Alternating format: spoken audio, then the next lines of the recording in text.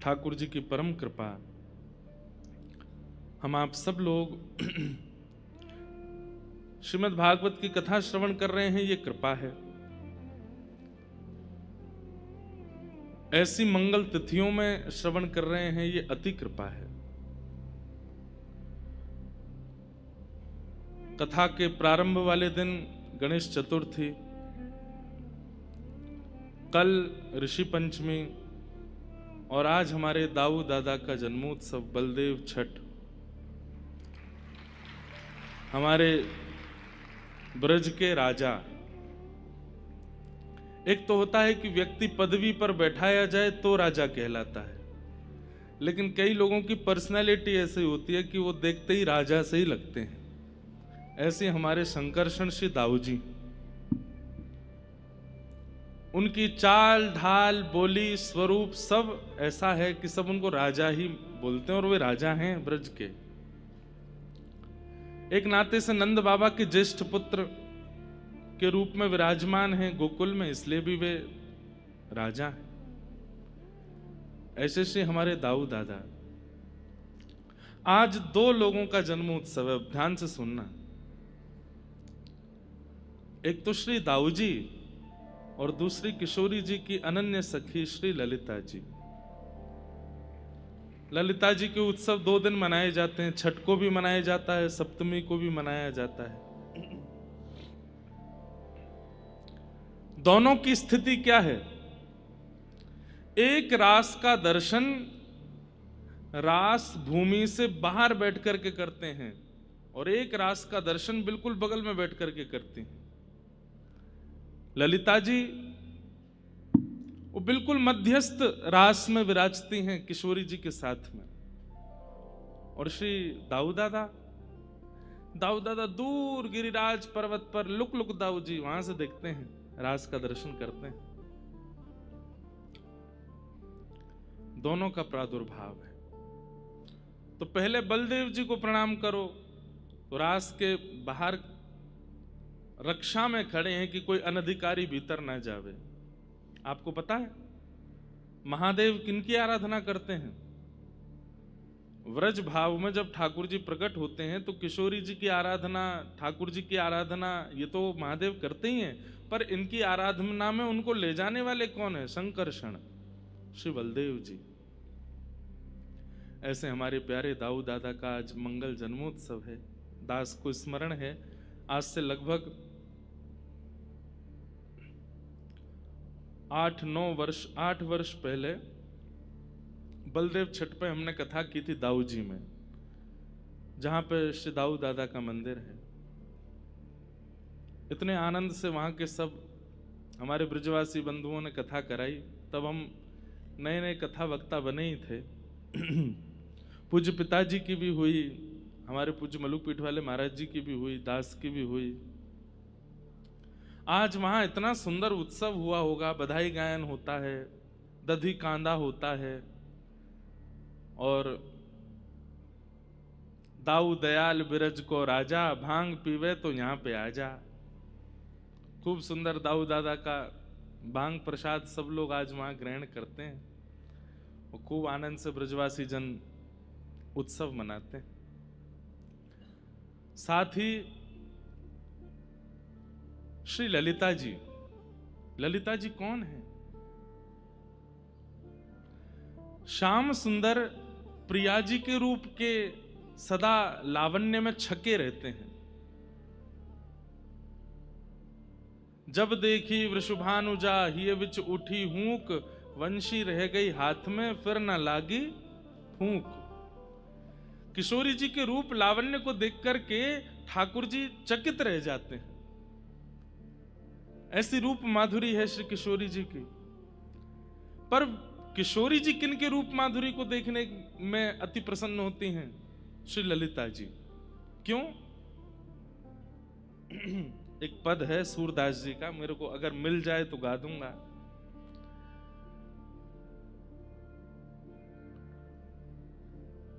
किशोरी जी और ललिता जी के रूप में बहुत भेद नहीं है। सामान्य लोग तो पहचान ही नहीं पाते कि दोनों में अंतर क्या है।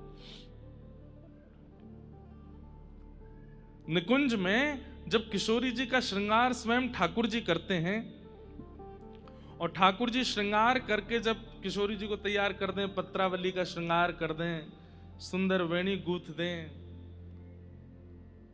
तू अपनो श्रृंगार करत है, तू अपनो श्रृंगार करत है, ये दर्पण हाथ दिखावत है,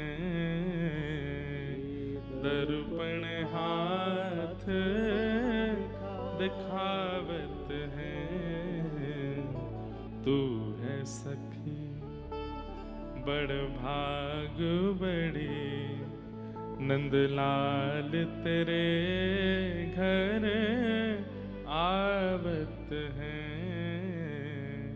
तू है सखी बड़ भाग बड़ी, नंदलाल तेरे घर आवत है। आज ठाकुर जी कहते हैं किशोरी जी मैं तुम्हारा श्रृंगार करूंगा। सब लोग इधर देखो, ध्यान से सुनो। और किशोरी जी प्रतीक्षा करती हैं कि कभी श्याम सुंदर श्रृंगार करें। पूरे विश्व को बनाने वाले ब्रह्मा को जिन्होंने बनाया, विश्व कितना सुंदर है, इस विश्व को ब्रह्मा जी ने बनाया, और वो ब्रह्मा जी जिनसे प्रकट होते हैं वो श्याम सुंदर जब श्रृंगार करने के लिए बैठते हैं, मतलब और दिन का श्रृंगार किशोरी जी ठाकुर जी को रिझाने के लिए करती हैं। पर श्याम सुंदर जब किशोरी जी का श्रृंगार करते हैं तो किशोरी जी बाहर नहीं जाती हैं, एक शीश महल में बैठी रहती हैं जहां दुनिया भर के शीशा लगे हुए हैं, और जब भी किशोरी जी नजर घुमाती खुद को ही देखती रहती हैं, और अपने ही रूप के श्रृंगार को देख करके इतनी प्रसन्न होती हैं। क्यों? ये बिंदी कितनी सुंदर है। क्यों सुंदर है? श्याम सुंदर ने अपने हाथ से धरी है। ये केश कितने सुंदर हैं। अरे कहां तक कहें, किशोरी जी अगले दिन जब स्नान के काजे जावे ना, तो सब सखीन सो कह दें ऐसे स्नान कर रही हूं कि ये पत्रावली मिटे नहीं। क्यों? श्याम सुंदर ने अपने हाथ से धराई है। जब तक हो तब तक ये विराजी रहें। इतना प्रिय है किशोरी जी को अपना श्रृंगार ठाकुर जी के द्वारा। अपने हाथों से केश गूंथते हैं, अपने हाथों से पत्रावली करते हैं, अपने हाथों से इस सर्वांगीण रूप का श्रृंगार करते हैं। और जब श्रृंगार करके किशोरी जी तैयार हो जाती है, तैयार होते ही किशोरी जी का सबसे पहला एक ही काम है, दर्पण लाओ, मुझे देखना है। और ठाकुर जी उसमें फिर खूब परेशान करें, ना अभी ना दिखाऊंगा, ना एक देर ऐसे ही बैठी रहो। किशोरी जी के मुंह को देखन दो ना, मुंह को मेरो श्रृंगार कैसो किया आज आपने। बहुत अनुनय विनय करने के बाद तब ठाकुर जी बड़ों से दर्पण लेके आवे, वहां पर कपड़ा डाल दें, और धीमे धीमे कपड़ा उठाते भय फिर पूछ लें, अच्छा मैं रूप दिखाऊंगा तुम्हें कहा दोगी? बोले जो कहोगे सो दूंगी, एक बार दिखाए दो। अंत में जब ठाकुर जी कपड़ा हटाते हैं और दर्पण में जब किशोरी जी अपना रूप देखती हैं, वैसे तो इतनी सुंदर हैं, लेकिन आज श्याम सुंदर के द्वारा किए गए श्रृंगार को देखकर के किशोरी जी अपने रूप पे ही मोहित हो गए। और दिना तो श्याम सुंदर की बलैया लें, श्याम सुंदर किशोरी जी की बलैया लें, लेकिन कभी आपने कभी देखा आप खुद शीशा के सामने खड़े होकर अपनी बलैया ले रहे हो, वाह मैं कितना सुंदर। किशोरी जी के नेत्र सजल हो गए, इतना सुंदर श्रृंगार। किशोरी जी के मन में आयो, ये छवि सदा मेरे नैनन में बसी रहे बस। ये जो मेरो कृष्ण के द्वारा श्रृंगार है, ये मेरे सदा सन्मुख रहे, ऐसी मेरी इच्छा है। अपनी बलैया ले रही हैं, अपनी नेत्रन को काजल धिटोना धर रही हैं, और अपने ही प्रतिबिंब को दर्पण में देख करके किशोरी जी बोली, हे ललिते तुम कितनी सुंदर हो। और तभी प्रतिबिंब में से श्री ललिता जी का प्रादुर्भाव हो गया। कौन है ललिता? ठाकुर जी का प्रतिबिंब किशोरी जी हैं, और किशोरी जी का प्रतिबिंब श्री ललिता जी हैं।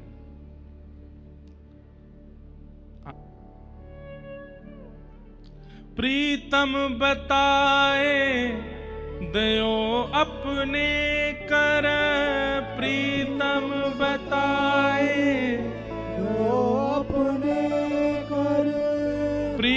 प्रीतम बताए दियो अपने कर, प्रीतम बताए दियो अपने। पर जब तक छल नहीं किया तब तक पहचान नहीं पाए आप किशोरी जी कौन सी हैं। ऐसी हमारी श्री लाडली जी, और उन लाडली जी को जो अति प्रिय हैं श्री ललिता जी, आज उनका प्रादुर्भाव है, आज उनका प्राकट्य है। ऐसे श्री ललिता जी को हम बारंबार प्रणाम करते हैं, वंदन करते हैं। ये सब निकुंज रस के भाव हैं।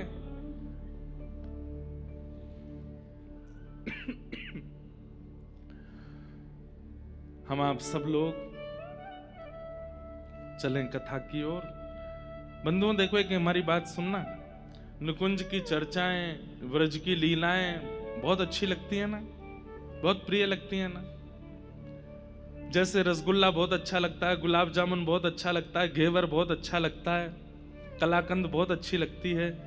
लेकिन अगर व्यक्ति अपने स्वास्थ्य का ध्यान नहीं रखता होगा, समय से औषधियां नहीं लेता होगा, या फिर अपने दिनचर्या व्यवस्थित नहीं करता होगा, तो उसके लिए रसगुल्ला विष के समान है, उसके लिए घेवर विष के समान है, उसके लिए कलाकंद विष के समान है। ठीक वैसे ही हम जिस संसार में रहते हैं, उस संसार में रहते हुए यहाँ व्यवहार जगत का दर्शन करते हुए जब हम निकुंज की उपासना का दर्शन सुनते हैं ना, तो वो अच्छी तो लगती है, लेकिन कहीं ना कहीं हमारे व्यवहार धर्म में निकुंज उपासना लाभकारी नहीं बन पाती, और फिर कहीं ना कहीं हमको दोष दिखने लग जाता है। इसलिए भागवत रूपी औषधि लेनी बहुत आवश्यक है। यहां ज्ञान की चर्चाएं अधिक हैं, वो करना अति आवश्यक है। उन चर्चाओं को सुनकर के जब आप अंदर के विषयों को समाप्त करेंगे, तब निकुंज की चर्चा तब सुनाई नहीं देगी, तब दिखाई देने लग जाएगी, तब अनुभव होने लग जाएगा। इसलिए हम निकुंज की चर्चा ज्यादा सब जगह नहीं करते, बहुत कम जगह करते हैं, और कहीं कहीं मन बना के भी जाते हैं कि करेंगे, लेकिन मंच पे बैठ के होती नहीं। आज भी हो गई, क्योंकि आज ललिता जी का प्रादुर्भाव है, नहीं तो हर जगह प्रकट नहीं होती है। इसलिए ये लीलाएं चर्चाएं प्रिय तो बहुत लगती हैं, पर इन लीला चर्चाओं को पचाने की सामर्थ्य उसी में है जो भागवत ज्ञान को अपने हृदयस्थ रखेगा। इसलिए भागवत जी के जो सुंदर सुंदर ज्ञान परक भाव है ना, उनको बहुत ध्यान से सुना कीजिए, तभी निकुंज की भावना में प्रवेश होगा। आज हम भाग्य लक्ष्मी मैया का दर्शन करने गए थे। हम ना हैदराबाद आए हैं, और पिछले 2-3 महीने से इतने भागदौड़ में हैं कि हम यहाँ आराम करने आए हैं। हमने हमारे श्याम जी को, शीतल जी को, सब लोगों को बोला, मैंने भैया हमको बहुत कम जगह ले जाना, जितना हो सके हम अध्ययन करें और कथा सुने। इसलिए हम लोगों से, आप लोग कई लोग आ भी रहे हैं, तो हम मिल नहीं पा रहे हैं सब लोगों से। सबसे कह रहे हैं लाल जी के दर्शन कर लो भैया, एक दिन हम मिलने का क्रम रखेंगे, उस दिन सबसे मिल लेंगे। दूसरी बात, श्री राधाष्टमी का महोत्सव 31 तारीख को सुबह 9 बजे से लाल जी का अभिषेक होगा। इधर के बगल में ही एक और स्थान है, यहाँ से 2 कदम 4 कदम की दूरी पर है, इधर ही, वहाँ पर राधाष्टमी का उत्सव मनाया जाएगा। पहले लाल जी का अभिषेक होगा, अभिषेक के बाद श्रृंगार होगा, श्रृंगार के बाद ठाकुर जी पलना झूलेंगे, और पलना में विराजते ही फिर दधी कांधा और ठाकुर जी की बधाई उत्सव और सब बधाई गायन आदि सब होंगे 31 तारीख को सुबह 9 बजे। और 9 बजे से लेकर के 10-11 बजे तक, 12 बजे तक क्रम करके फिर शाम को फिर कथा होगी। 2 तारीख को विश्राम दिवस की कथा सुबह 11 बजे से होगी। कथा करने के पश्चात फिर हम यहाँ से वेंकटेश भगवान का दर्शन करने के लिए निकलेंगे, श्री तिरुपति बालाजी को प्रणाम करने के लिए जाएंगे। इसलिए सुबह कथा करके रात्रि में तिरुपति प्रस्थान कर जाएंगे। तो ये 2 विशेष जानकारियां हैं। एक तो 31 को राधाष्टमी महोत्सव के दिन आप सब लोग सुबह 9 बजे उपस्थित हो जाना। उस दिन रविवार है, संडे है, छुट्टी है। इसलिए रात में जल्दी सो के सुबह सुबह, हमें एक चीज़ हमें पता है कि यहाँ से शहर बहुत दूर है, सबके घर बहुत दूर दूर हैं, पर फिर भी आप सब लोग इतने भाव से आ रहे हैं, उसके लिए बहुत बहुत धन्यवाद। उस दिन सुबह भी आइएगा और एक चीज़ से मन बना करके आइएगा कि जिस पोशाक में आओगे उस पोशाक में कथा में नहीं आ पाओगे फिर, इसलिए घर पर एक पोशाक और धर के आना कि आके स्नान करके दूसरी पोशाक पहन के आ सको, क्यों उत्सव होगा। अब ये उत्सव होगा कैसा ये तो समय बताएगा, यहाँ का माहौल बताएगा। ज़्यादा चंग आ गई तो बहुत जोर को है जाएगा, और नेक नेक आई तो नेक धीरे धीरे चलेगा, लेकिन हमारी लाडली जी का जन्मोत्सव है, खूब भाव से मनाएंगे। दूसरा, अंतिम दिन की कथा सुबह जल्दी होगी, उस दिन भी आप लोग 11 बजे से पहले यहाँ उपस्थित हो जाइएगा। आज हम भाग्य लक्ष्मी माता का दर्शन करने गए, और जब जा रहे थे तो ऐसा लग रहा था बोलूं कि नहीं बोलूं, ऐसा लग रहा था कि श्री हनुमान जी महाराज लंका में विभीषण से मिलने जा रहे हैं। सही में वहां का पूरा दृश्य ऐसा ही लग रहा था। और जब जाकर के लंका में हनुमान जी महाराज ने देखा ना, चारों तरफ शत्रु ही शत्रु खड़े हैं, ऐसे कोई शत्रु यहां तो नहीं थे, सब अच्छे ही थे, पर जिनके वजूद से भाग्यनगर है उनका मंदिर इतना छोटा सा। और प्रणाम है उन बहन जी को जिनसे आज मिले, क्या नाम था उनका, क्या नाम था? शशिकला, शशिकला बहन जी, यही नाम था ना? कहीं किसी परिवार वाले का तो नहीं बता दिया आपने? उनको तो प्रणाम है, वो वास्तव में भाग्य लक्ष्मी है।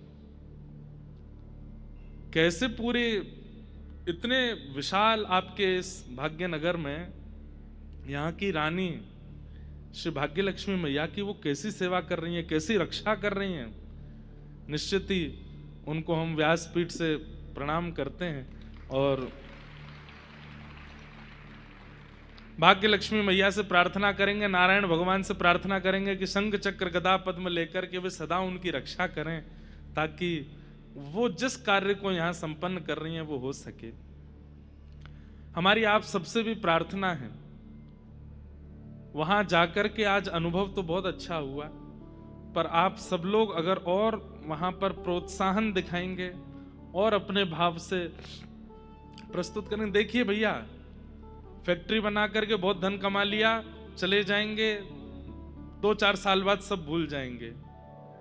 बहुत धन ऐश्वर्य यश वैभव प्रतिष्ठा आदि कमा करके चले गए तो कुछ साल याद रखे जाओगे, उसके बाद भुला दिए जाओगे। लेकिन स्वामी विवेकानंद की तरह यदि भगवत कार्य करके जाएंगे तो सदियों तक लोग याद रखेंगे। और लोग याद रखें ये बड़ी बात नहीं है, ठाकुर जी याद रखें, लक्ष्मी मैया याद रखें। आप सब भाग्यनगर के लोग, सबसे हमारी प्रार्थना है, आप लोगों का दायित्व बनता है कि आपकी मैया, आपकी रानी श्री लक्ष्मी मैया वो सुंदरता से विराजें। उनको किसी की कोई, वैसे तो वो सबकी रक्षा करती हैं, सब आंचों से वही बचाती हैं, पर आप सब लोग थोड़ा वहाँ अपना प्रोत्साहन और दिखाइए, और जो भी वहाँ सेवा हो सके, जो भी वहाँ व्यवस्थित हो सके उसको करवाने का प्रयास कीजिए। उसके लिए सरकार से बात करनी पड़े, ऊपर जाना पड़े और ऊपर कुछ करना पड़े, कीजिए, पर ठाकुर जी की धरोहर बचाइए। हमारे पूर्वाचार्यों ने क्या किया, श्रीमद रामानुजाचार्य जी ने क्या किया, ग्रंथों की रक्षा कर रहे हैं, मंदिरों की रक्षा कर रहे हैं। किसी समय में ऐसे ऐसे आक्रांत आए थे जो धर्म का चोला पहन करके आए थे, और धर्म का चोला पहन करके हमारे सब देवस्थानों को ध्वस्त नष्ट करने का प्रयास कर रहे थे। उस काल में आचार्यों ने रक्षा की। आज के काल में हम लोग बस जाते हैं, मनोकामना मांगते हैं, प्रणाम करते हैं, चलते बनते हैं, ऐसा नहीं। आप सब लोगों से प्रार्थना है, सजग होइए, और वो जो बहन है उनका संग कीजिए। वैसे तो वो बहुत प्रशंसा कर ही रही थी, लाखों लोग वहाँ दीपावली पर आदि सब जगह वहां से जाते हैं, पर वहां देख करके मुझे पता चल रहा था जो स्थिति विभीषण की है लंका में, वही स्थिति है। पर आप सब लोग अगर विभीषण का संग करेंगे तो निश्चित है कि राम विजयी होंगे। ऐसे ही श्री लक्ष्मी मैया का आप सब लोग वहां पर खूब सेवा करो, खूब प्रोत्साहन करो, ताकि भाग्य लक्ष्मी मैया और सुंदर देवस्थान में विराजमान हो, सुंदरता से वो विराजें, ऐसी भावना। तो उनका दर्शन करने का आज हमको सौभाग्य मिला।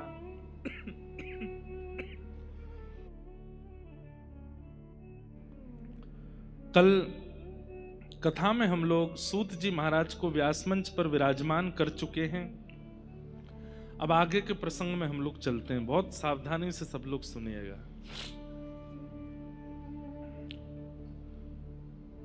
श्रीमद् भागवत की रचना क्यों की गई? सौनकादि ऋषियों ने सूत जी से प्रश्न किया। जब वेदव्यास भगवान 4 वेद लिख चुके हैं, इतने पुराणों की रचना कर चुके हैं, तो फिर भागवत पुराण एक और एक्स्ट्रा लिखने की क्या जरूरत थी? तब यहां सूत जी महाराज उत्तर देते हुए कहते हैं, वेदव्यास जी ने चिंता में लिखी है भागवत, और सारे ग्रंथ। क्यों? कहीं ना कहीं कलयुग में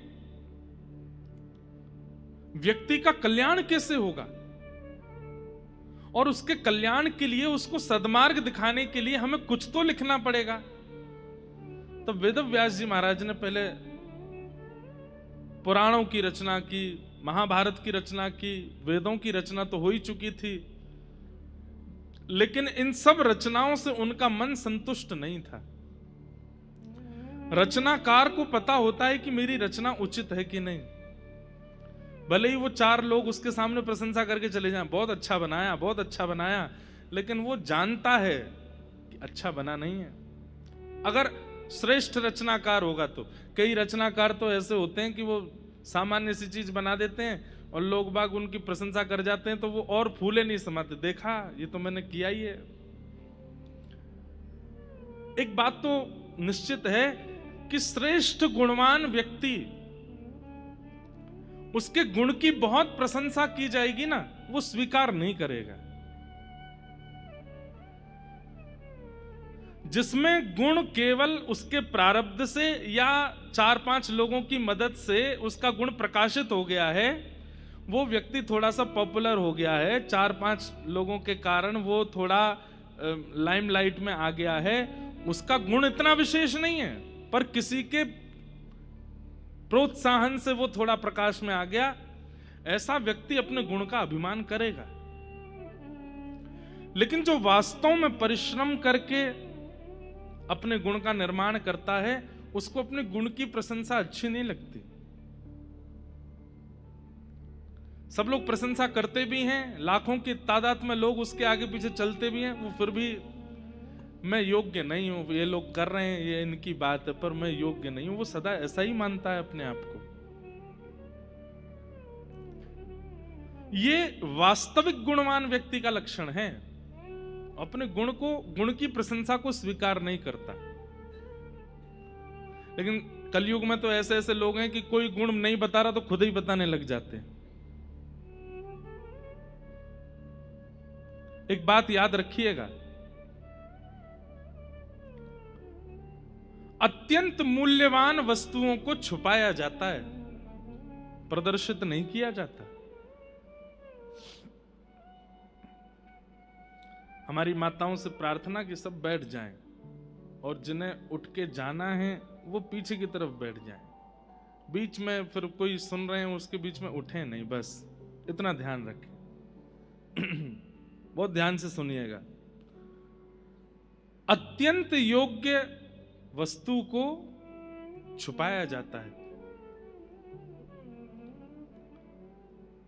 लेकिन कई लोग होते हैं वो अपने भजन का प्रकाश कर देते हैं। कभी किसी को अपना इष्ट भी नहीं बताना चाहिए, इतनी गुणता रखनी चाहिए। अब मीराबाई, उनके प्रभाव से कितने लोग भक्ति मार्ग में आ रहे हैं, इसलिए अब मैं बोल सकता हूं, उस काल में नहीं बोल सकता था जब मीराबाई थी। मीराबाई ने किसको भजा? मेरे तो गिरधर गोपाल दूसरों नहीं कोई। गिरधर जन्म मरण रा साथी, याने नाय बिसरूं दिन राती। गिरधर गोपाल, गिरधर गोपाल, गिरधर गोपाल, गिरधर गोपाल, उनके हर पंक्ति हर पद में अब कहां तक कहें मीरा नाम लेते हैं और ठाकुर जी अपने आप याद आते हैं। आपके सामने कहते मीरा भाई, तो आपके चित्त में अपने आप प्रकट हो जाता, छोटे से गोपाल जी को गोद में लेकर के बैठी है मीरा बाई। पर मीरा बाई के इष्ट कौन है? राम, श्री राघव।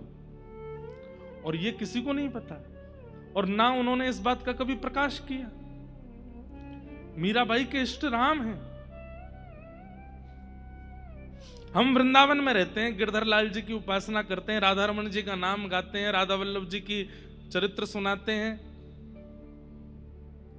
पर इन सब तक पहुंचाने वाला वो गोपनीय इष्ट है जो मेरे चित्त में बैठा है, जिसका मैं प्रकाश नहीं कर रहा हूं, और उसका प्रकाश करना ही नहीं चाहिए।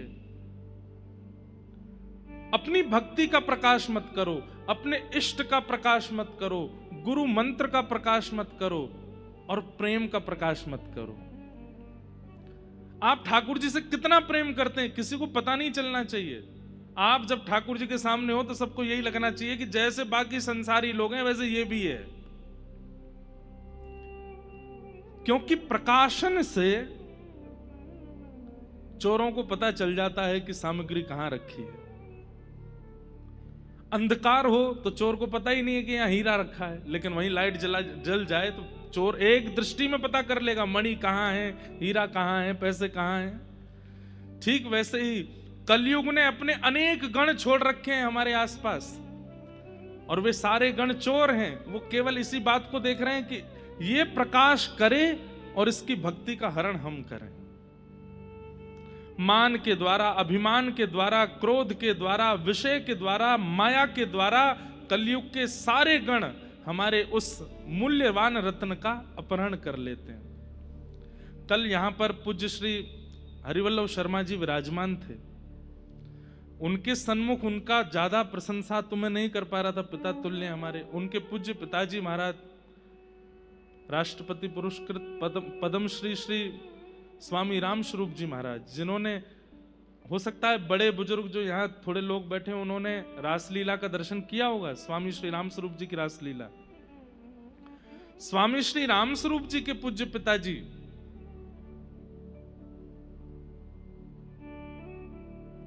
श्री मेघ श्याम जी,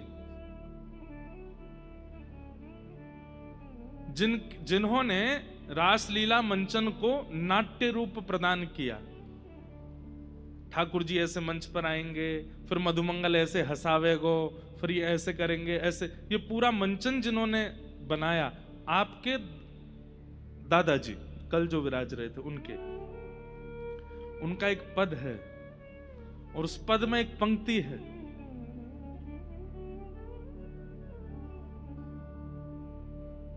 मन का रतन रख जतन से अनाड़ी, मन का रतन रख जतन से अनाड़ी। हम लोगों को अनाड़ी बोल रहे हैं, अरे अनाड़ियों, मन का रतन रख जतन से अनाड़ी, मन का रतन रख जतन से। क्यों? यहाँ आगे चोरों की बस्ती है भारी, यहाँ आगे चोरों की बस्ती है भारी। हमारे मन को चुराने वाले कितने चोर हैं संसार में, चोर ही चोर भरे पड़े हैं। किसी का मन हैदराबाद की इडली ने चुरा रखा है, किसी का मन बेंगलोर के डोसा ने चुरा रखा है, किसी का मन बंबई के बड़ा पाव ने चुरा रखा है, किसी का मन दिल्ली के छोले भटूरों ने चुरा रखा है। कितने चोर हैं। अब तो चोर कैसे, जैसे ही फ्लाइट लैंड करता है दिल्ली में छोले भटूरे दिखने लग जाते हैं। वो मन का अपहरण कर चुके हैं। ये तो वो शब्द हैं जो मैं मंच से बोल सकता हूं, ऐसे और भी कई चीजें हैं जो मन का हरण कर लेते हैं, जो आप सब जानते हो।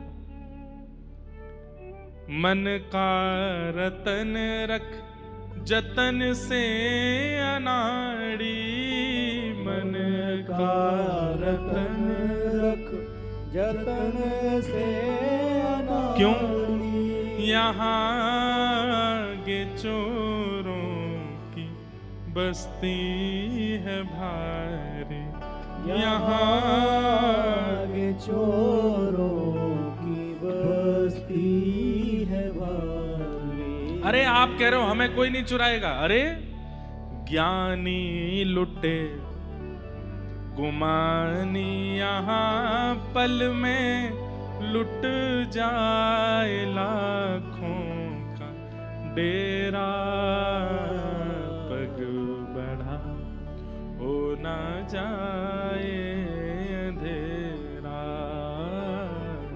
पग बढ़ा हो ना जाए अंधेरा। प्रेम नगर की डगर है कठिन रे, बटो ही न करना बसेरा, पग बढ़ा हो न जाए अंधेरा, पग बढ़ा हो न जाए। इसलिए हमारी बात ध्यान से सुनिए, इष्ट का प्रकाश मत कीजिए। आपके इष्ट कौन हैं उनको छुपा के रखो।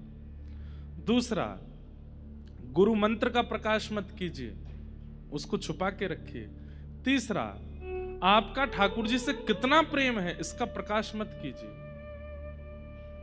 मैं तो अपने गोपाल जी को दिखाए बिना कुछ पाती नहीं, हम तो अपने गोपाल जी की सेवा किए बिना पानी पीते नहीं। क्यों बताना है आपको? नहीं बताइए ना। आचार्य चरण जब घर आते हैं ना, कोई रसिक जन घर आते हैं, उस समय मौन रहिए, ज्यादा से ज्यादा बोला मत कीजिए। हम ऐसे करते हैं, हम ऐसे करते हैं। वो इतने दीर्घ बुद्धि होते हैं, वो सब समझ जाते हैं घर देखते ही कि कौन कितनी सेवा में, कौन कितना, रसोई कितनी पवित्र है। जल का एक घूंट पीते ही उनको सब पता चल जाता है। आप जब बताते हैं ना तो वो समझ जाते हैं है कुछ नहीं बताया जा रहा है। हाँ, वो रसिक इतनी उच्च कोटि का नहीं होगा तो वो खुद पूछने बैठ जाएगा, अच्छा सेवा कैसे करते हो, आदि आदि बात सब भाव है। नहीं तो वो अपने आप समझ जाते हैं कौन कितना कैसे। इष्ट का प्रकाश नहीं, मंत्र का प्रकाश नहीं, प्रेम का प्रकाश नहीं, इन तीन चीजों का प्रकाश नहीं करना है। भक्ति का प्रकाश नहीं। जितनी हो सके अंतर्निष्ठ करो। नहीं पता चलने दीजिए किसी को कि आप कितने बड़े भक्त हैं, कितने बड़े वैष्णव हैं। क्यों? प्रकाश से चोरी होने की संभावना होती, उसके अपहरण की संभावना होती। वेदव्यास जी महाराज का चित्त अभी प्रसन्न नहीं है। क्यों? इतना सब कुछ लिख दिया लेकिन मेरे मन को संतुष्टि नहीं है। और अच्छे रचनाकार का यह स्वरूप होता है कि वो अपनी रचना चाहे जितनी अच्छी बना ले, वो संतुष्ट होता ही नहीं है। हमें 10 साल हो गए कथा करते हुए, हम अपनी कथा से संतुष्ट नहीं होते। कई लोग कहते हैं आप भागदौड़ क्यों करते हो, एक के बाद एक कथाएं क्यों कर रहे हो, कुछ आराम कर लो। भाई आराम वो करता है जो संतोष हो जाता है, जिसको कि हो गया भाई, हमारा भजन तो हो गया, हमारी कथा तो हो गई, हमने तो सेवा कर ली। जो ऐसा सोचता है हो गया, वही तो सोने जाता है। और जिसका काम हुआ ही नहीं है, होमवर्क हुआ ही नहीं है, कल सुबह स्कूल में टीचर दंड देने वाले, वो बेचारा सुबह 4 बजे तक लिखता ही रहता है। और ऐसा व्यक्ति ही भक्ति मार्ग में, संसार के मार्ग में जितना हो सके अपने कार्य से संतुष्ट हुआ कीजिए। कितना कमाया आज? 500 रुपया कमा, बहुत है, चल जाएगा काम। आज कितना कमाया? आज 1 लाख कमाया, ये भी बहुत है, चल जाएगा काम। लेकिन भक्ति मार्ग में सदैव अपनी भक्ति से असंतुष्ट रहिए। आज कितना नाम जप किया? 2 लाख तो हो गया, अभी तो बहुत कम है। 2 लाख क्या होता है? 2 लाख तो कोई करता ही नहीं होगा हम में से, पर फिर भी एक शब्द कह रहा हूं, इतना भी हो जाए तो भी उससे असंतुष्ट रहिए। अपने ठाकुर जी का खूब सुंदर बंगला बनवा दिया और सब कुछ करने के बाद आरती पूजा सब कर दी, उत्सव मनाने के बाद सब बहुत बढ़िया उत्सव था, अभी तो हुआ ही नहीं, इससे भी अच्छा हो सकता था। सदैव ऐसी भावना। इससे क्या होगा, आप भक्ति मार्ग में और अपने आप को आगे ले जाते रहेंगे और वर्धन होता रहेगा और आपकी भक्ति प्रकाशित होती रहेगी। तो पहली बात, प्रकाश मत कीजिए, और दूसरी बात, अपनी सेवा से, अपने भजन से, अपने भाव से कभी संतुष्ट मत होइए। वेद व्यास जी महाराज थोड़े असंतुष्ट हैं। मैंने इतना कुछ लिख दिया, लेकिन अभी तक मेरे को लगता है कि जो मेरे चित्त में भाव था वो मैं लिख ही नहीं पाया हूं।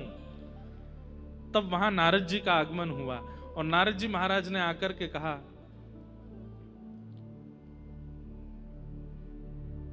एक बात और आई मन में कह दूं। संतुष्ट व्यक्ति क्या करता है? संतुष्ट व्यक्ति जो संतुष्ट हो जाता है अपनी क्रिया से, वो क्या करता है? वो प्रचार करता है। संतुष्ट व्यक्ति फिर नाचने लगता है, संतुष्ट व्यक्ति आराम करता है, संतुष्ट व्यक्ति खूब भोगता है। लेकिन यहां पर वेद व्यास जी महाराज को संतुष्टि का अनुभव नहीं कराना है, शांति का अनुभव कराना है। अपनी रचना से शांति हो जाए, धैर्यता आ जाए, स्थिरता आ जाए। भजन से, भक्ति से, नाम से, सेवा से संतुष्ट नहीं होना है, शांति का अनुभव करना है, धैर्यता का अनुभव करना है, धीर हो जाना है, अंतर्मुखी हो जाना है। और उस अनुभव के लिए वेद व्यास जी चिंतित बैठे थे। तभी वहां नारद जी का आगमन हुआ। नारद जी ने आकर के कहा, बड़े उदास लग रहे हैं, क्या बात है? वेद व्यास जी बोले, इतना कुछ लिख दिया मैंने, पर मेरे मन को पता नहीं क्यों आनंद नहीं मिल रहा है। नारद जी बोले, हम बताएं क्यों नहीं मिल रहा है? बोले, बताइए। तो भवतानुदित प्रायम यशो भगवतो मलम ये नैवासौ न तुष्येत मन्ये तद्दर्शनम खिलम। आपने जितने भी ग्रंथ लिखे हैं ना अभी तक वेद व्यास जी, उन सब में आपने ठाकुर जी के प्रभाव का प्रकाश किया है, ठाकुर जी के स्वभाव का प्रकाश नहीं किया। ठाकुर जी का प्रभाव क्या है?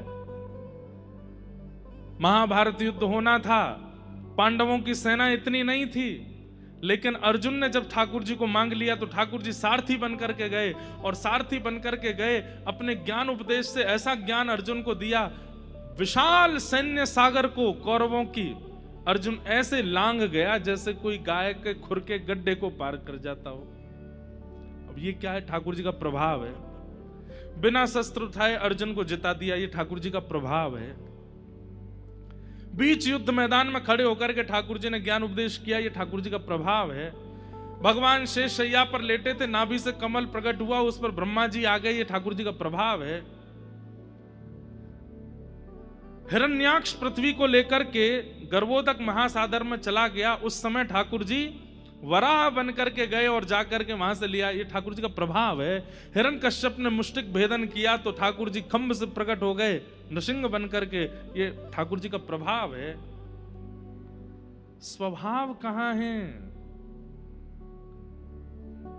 आपने सब जगह ठाकुर जी का प्रभाव दिखा दिया, पर वो अंदर से कैसे हैं, उनका मन कैसा है, उनके विचार कैसे हैं, उनका प्रेम कैसा है, इसका आपने कहीं वर्णन नहीं किया व्यास जी, इसलिए आप उदास हो। भवतानुदित प्रायम यशो भगवतो मलम, भगवान के निर्मल यश का आपने वर्णन नहीं किया, इसलिए आपका चित्त उदास है।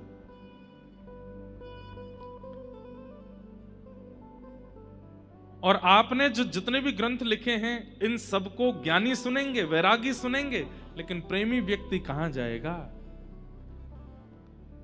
इसलिए मेरी आपसे प्रार्थना, एक ऐसे पुराण की रचना करो जिसमें ठाकुर जी का प्रभाव कम, स्वभाव ज्यादा हो।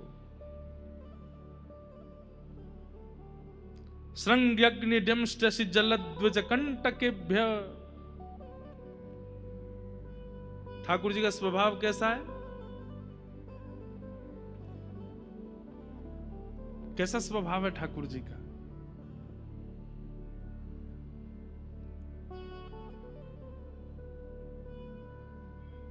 भगवान जब शांति दूत बनकर के गए तो उस समय भीष्म पितामह ने और आचार्य जनों ने, धृतराष्ट्र ने, सब लोगों ने ऐसी योजना बनाई।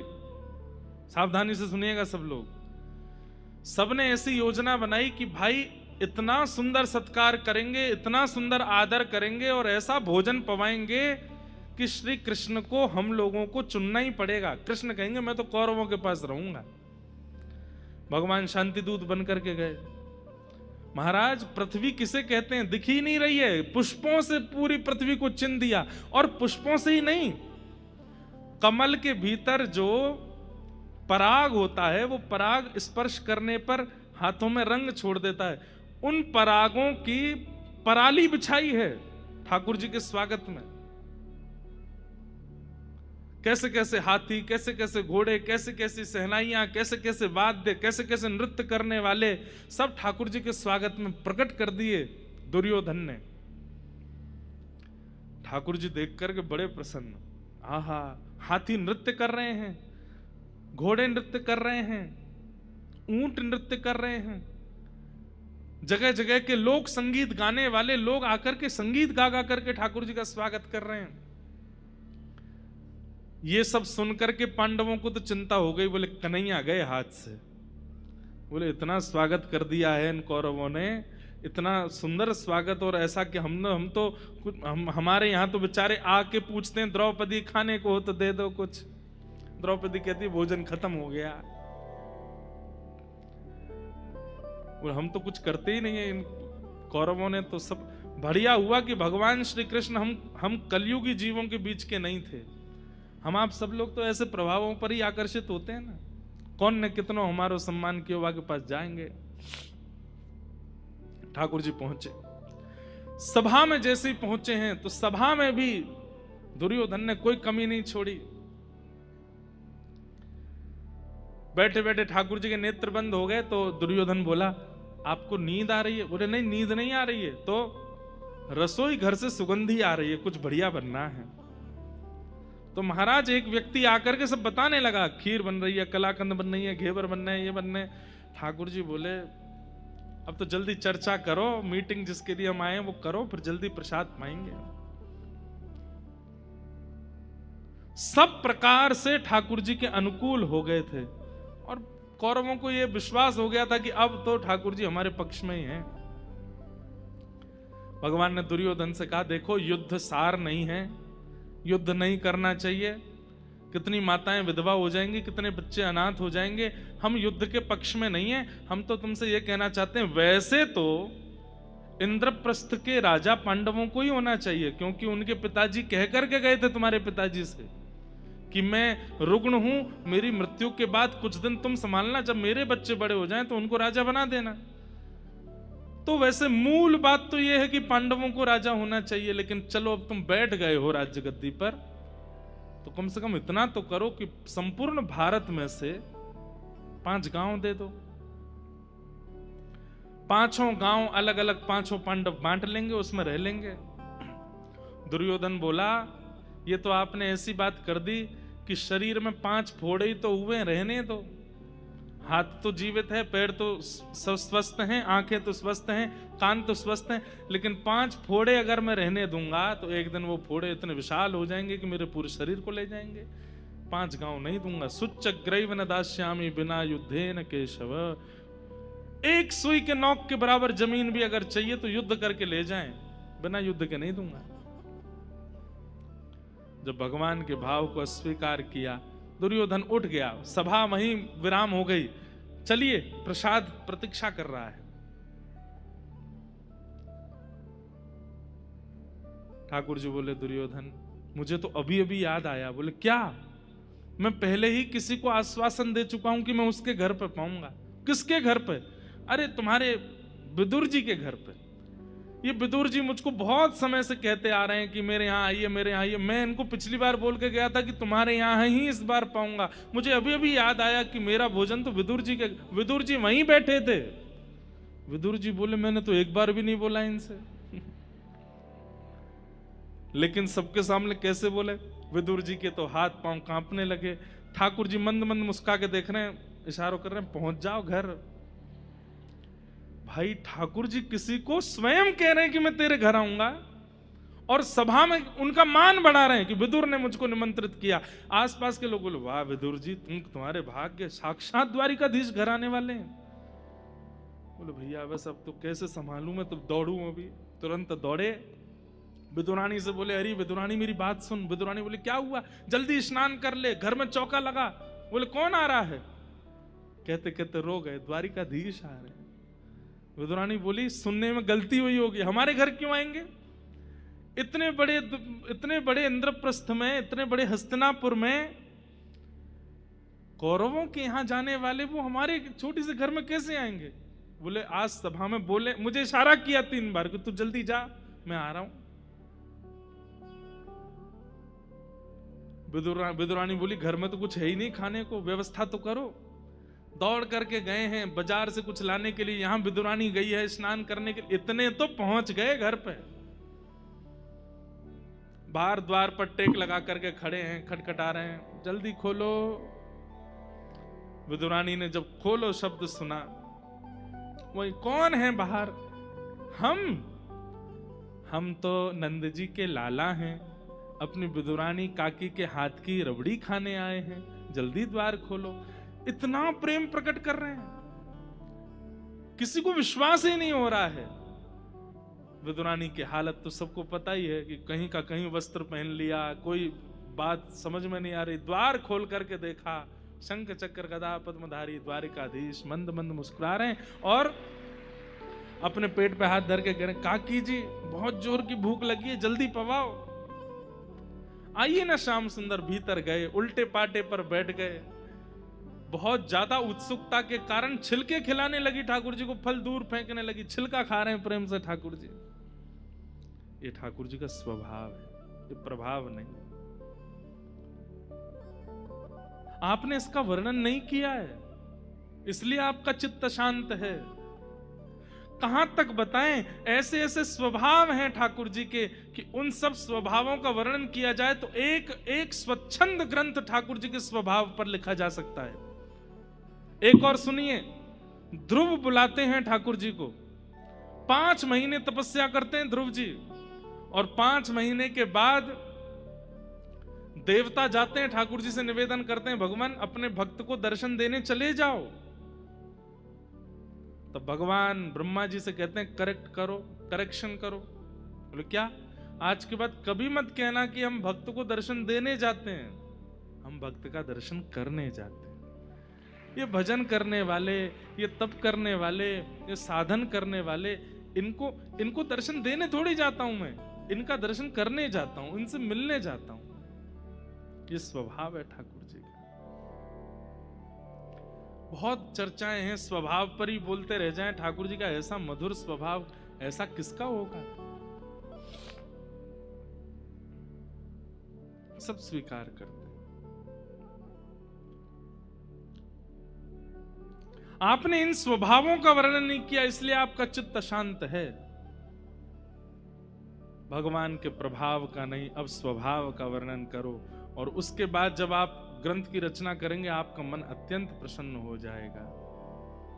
तब वेदव्यास जी महाराज ने समाधि लगाई, नारद जी ने अपने पूर्व जन्म की कथा सुनाई, और श्री वेदव्यास जी महाराज ने समाधि नानुस्मर तद विचेष्टितम समाधि भाषा के द्वारा एक नवीन ग्रंथ की रचना की, जिसका नाम है श्रीमद् भागवत महापुराण, जहां पर भगवान का प्रभाव छुपाया गया है, स्वभाव बताया गया है। ठाकुर जी का स्वभाव प्रधान है।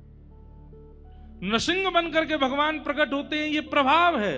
लेकिन जब हिरण्यकश्यप का वध करने के बाद जब ध्रुव प्रहलाद के साथ जो चर्चा करते हैं ठाकुर जी, भगवान ने सबसे पहला शब्द पता है क्या कहा? प्रहलाद को गोद में लेते ही ठाकुर जी कहते हैं, प्रहलाद मुझे क्षमा कर देना। परमात्मा कह रहे हैं मुझे क्षमा कर दो। क्यों? मैं भक्तों का दास हूं, मैं भगतन को दास, भगत मेरे मुकुट मणि। इन सब स्वभावों का आप वर्णन कीजिए, तभी भागवत की रचना हुई।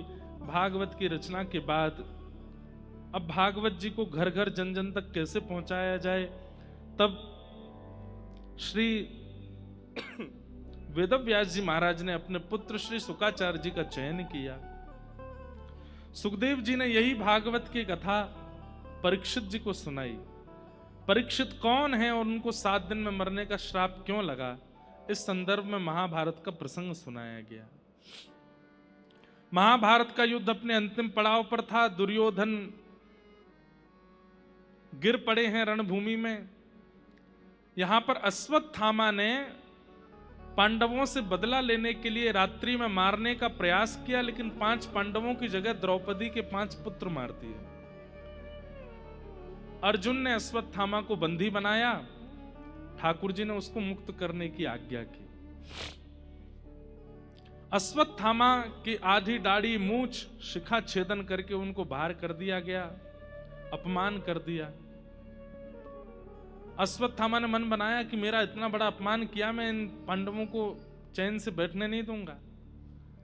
और गर्भस्थ महिला पांडवों के वंश में है, अभिमन्यु की पत्नी उत्तरा, उनके गर्भ के बालक को मारने के लिए ब्रह्मास्त्र छोड़ दिया।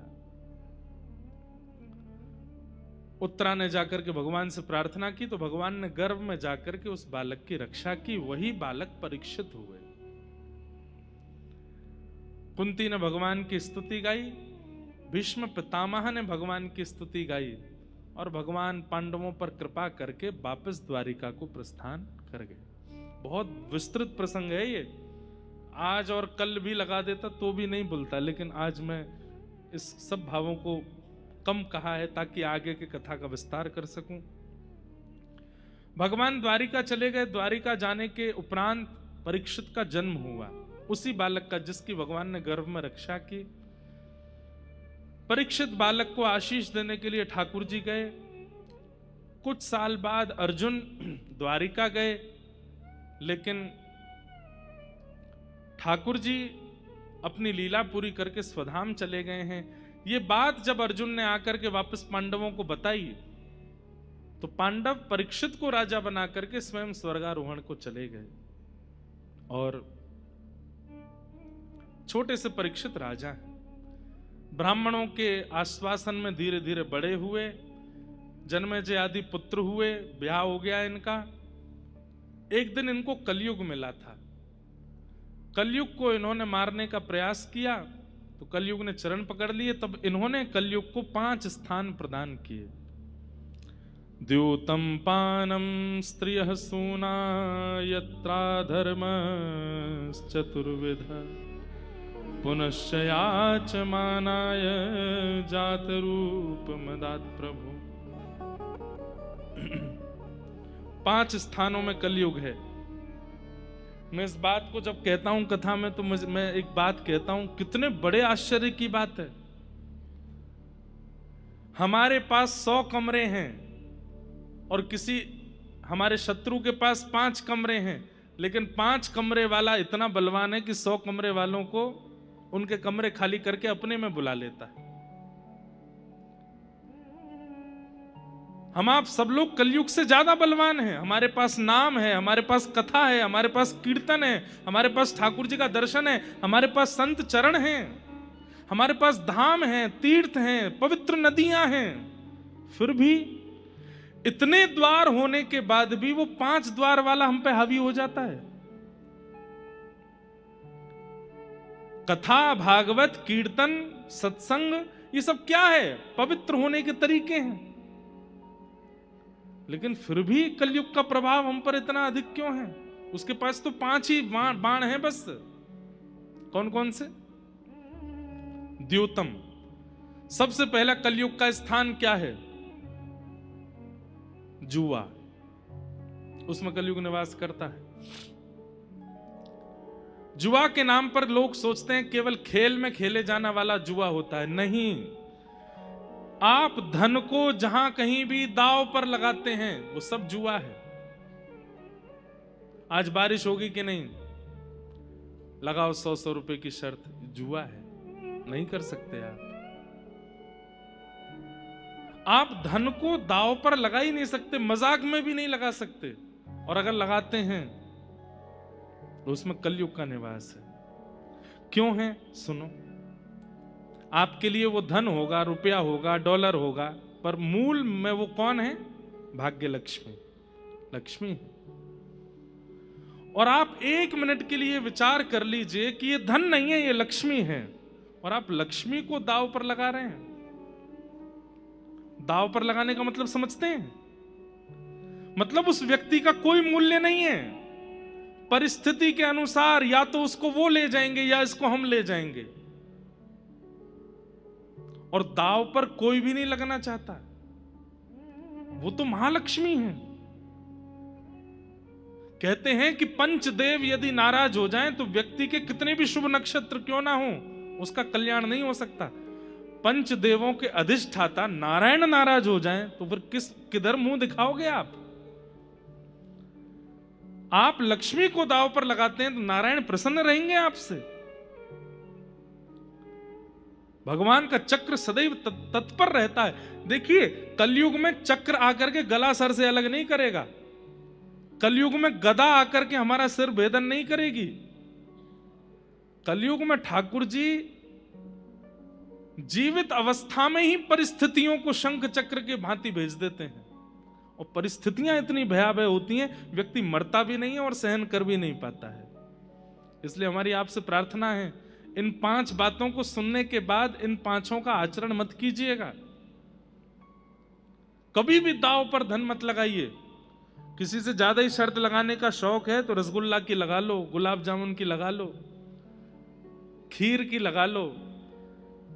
अब भाई देख, आज अगर बारिश हो गई तो क्या दोगे? बोले क्या करे बता, कल पराठे बना के खिलाने पड़ेंगे मुझे, ये चलेगा। कितना सुंदर है। पर धन जुआ है। द्योतम, पानम, अपनी जिह्वा पर किसी भी असद वस्तु को धारण करना जिसमें तामसिक वस्तु मिली हुई है, उसको अपनी जिह्वा पर धारण करना, उसमें कलयुग का निवास है। कभी भी धारण मत करो। खूब अच्छा खाइए, खूब अच्छा पीजिए, पर कभी भी ये नशा करना, गलत क्रिया करना, ये सब मत कीजिए, उसमें कलयुग का निवास है। आप गौरव से कह सकते हैं 80 साल की उम्र में आकर के कि एक बूंद भी हमारी जिह्वा पर गलत नहीं गया है। अरे हमारा भजन बन नहीं बना होगा, हमारा जीवन में हमने धाम तीर्थ इतने नहीं घूमे होंगे, लेकिन हमने अपना भोजन शुद्ध रखा है। उसी के बल पर आपको ठाकुर जी स्वीकार कर लेंगे कि इसने अपने देह का असद प्रयोग नहीं किया, और अभी तक करते आए हैं, तो आज के बाद छोड़ दीजिएगा। एक बात बता दें हम आपको, जब तक पता नहीं होता और आप गलती करते हैं तो उसका पाप लगता है, लेकिन पता होने के बाद जब आप गलती करते हैं, पता है कि ये मना किया गया, फिर भी कर रहे हो, तो मल्टीप्लाई बाय 1 करोड़ हो जाता है। पहले 100 डंडा पड़ने वाले थे, अब 1 करोड़ पड़ेंगे। क्यों? यमराज कहेंगे अच्छा बेटे, महाराज जी आए थे, बता के गए थे तुमको। उससे पहले तो चलो तुमको नादान माना था हमने, अब तो तुम जान गए थे, फिर भी कर रहे थे। अच्छा, एक बात और कह दें, यमलोक में क्या होगा ये बाद की बात है। पृथ्वी ही आपकी जीवित अवस्था में उसका कुछ ना कुछ फल दे देगी। इसलिए पानम। अच्छा, पानम में एक बात और सुनिएगा, आप मदिरा पान नहीं करते, आप भक्ष नहीं खाते, लेकिन जिससे मिलते हैं बिना गाली के नहीं बोलते, ये भी पानम के समान ही है। कई लोगों की जीभ पे गाली के बिना शब्द ही नहीं आता है, बिना गाली के नहीं रहते, वो गाली ही देते रहते हैं। जब देखो हंसी मजाक भी करते हैं तो भी गाली निकल आती है उनके मुख से। नहीं बोलना है।